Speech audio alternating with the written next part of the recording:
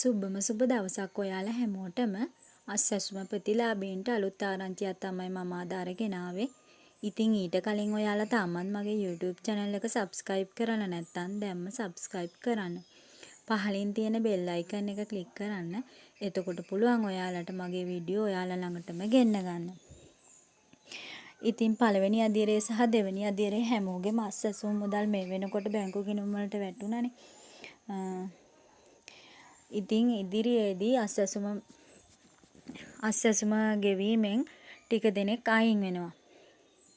ඒ කියන්නේ පළවෙනි අදියරේ අයට තමයි මේක වෙන්නේ. දෙවෙනි අදියරේ අයට තවදුරටත් ගෙවීම් සිද්ධ වෙනවා.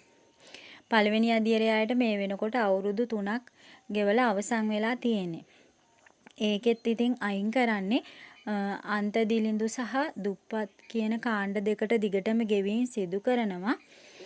අවදානමට ලක් වූ කාණ්ඩය තමයි ඉවත් වෙන්නේ. අවදානමකට ලක් වූ සහ සංක්‍රාන්තික කියන යන කණ්ඩායම් දෙකට අස්සැසුම් මුදල් ගෙවීම් නතර කරනවා.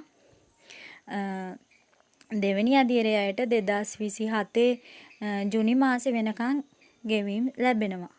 එතකොට මෙතනදී අස්සැසුම් මුදල් ලැබිය යුතු කණ්ඩායමක් සිටිනවා නම් සංක්‍රාන්තික හෝ අවදානමට ලක් වූ කාණ්ඩයේ එයාලට පුළුවන් අභියාචනා ඉදිරිපත් කරලා නැවතත් මේ අස්සැසුම් මුදල් ලබා ගැනීමට පුළුවන්. ඉතින් එහෙම අය ඉන්නවා නම් ඔයාලට පුළුවන් අභියාචනා දීලා මේ නැවතත් ඒකට ඇතුළත් වෙන්න.